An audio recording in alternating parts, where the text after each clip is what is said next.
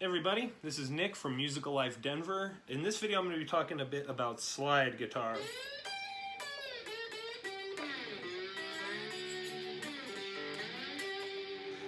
So, this is going to be video one of a three-part video series for slide guitar. In this first one I'm going to be talking mostly about the different types of slides. You know, if you're new to this and you're trying to figure out what kind of slide to get, it can be kind of confusing. So let's start by talking about the materials. I'm using a glass slide right now. I prefer glass. It's described often as having like a bit of a softer, smoother sound to it. Some other common materials are brass, amongst other metals, but brass is real common. It's got a bit of a harsher, kind of grittier, nastier sound to it in a good way. This is actually preferred by a lot of slide guitar players over glass. Ceramic is another real common one that you're going to see. I feel ceramic kind of falls between glass and brass sound-wise. But ultimately, the material choice comes down to personal preference. You want to experiment with different ones and see what works best for you. Now, let's talk a bit about the size of the slide. Now, I'm not talking about the diameter just yet. I'm talking about the thickness. See these big, thick glass walls? This is an especially thick slide. Now, if you're learning slide and you get a sound where you can like hear the frets under the slide, we don't want that. We want a smooth, you know, we want to hear that glass on the string. So if you get that fretted sound, chances are you're applying a bit too much pressure, and that can easily be caused by too thick of a slide, too heavy of a slide. So another sound you might get, yeah, we don't want that.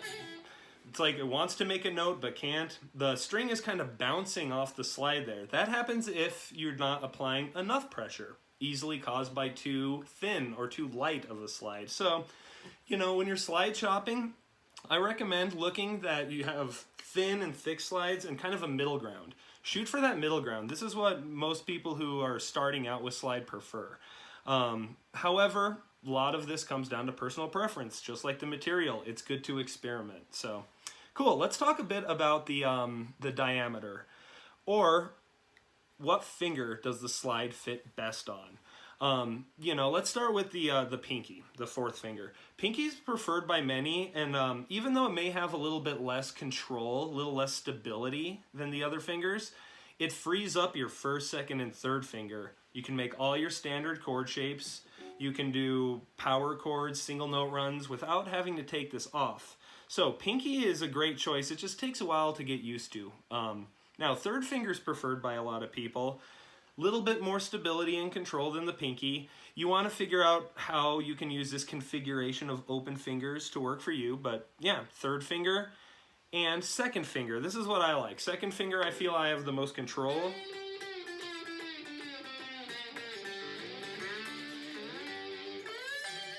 At the same time, I can still make like all my power chords and work slide riffs in between them. Standard chord shapes work well with these fingers. So, I don't know, second finger's my favorite. They're all really good choices, good ones to experiment with. Not the first finger. This is the one I'm going to say you don't want to use. In future videos in regards to slide, I'm going to talk more about the technique and explain why we don't want to use the first finger, but second, third, fourth are all great choices, and just like the other aspects, a lot of it does come down to personal, preference.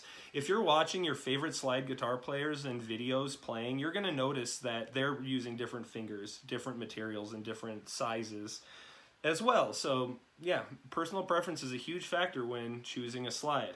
Now, a couple other slides you're going to see. If you look at your guitar this way, straight down the neck, you'll notice it's not quite flat. Most cases, you know, there are flat guitar radiuses, but they're not as common. That's what that's called, is the radius. Now, more often than not, guitar slides are straight, but you will see hourglass shaped ones, and those work well for open tuning. A lot of times slide guitar is done in an open tuning, like Open G is very popular. And those hourglass slides make it a little bit easier to strum all 6 strings at once.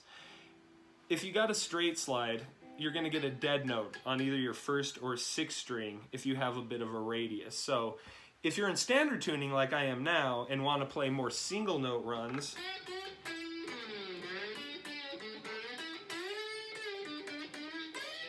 then your cylinder slide is going to work better than an hourglass one or a tapered one.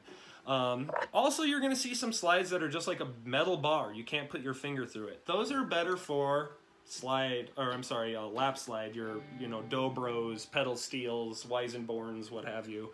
So, yeah, those are kind of all the slides that you're going to see on the market.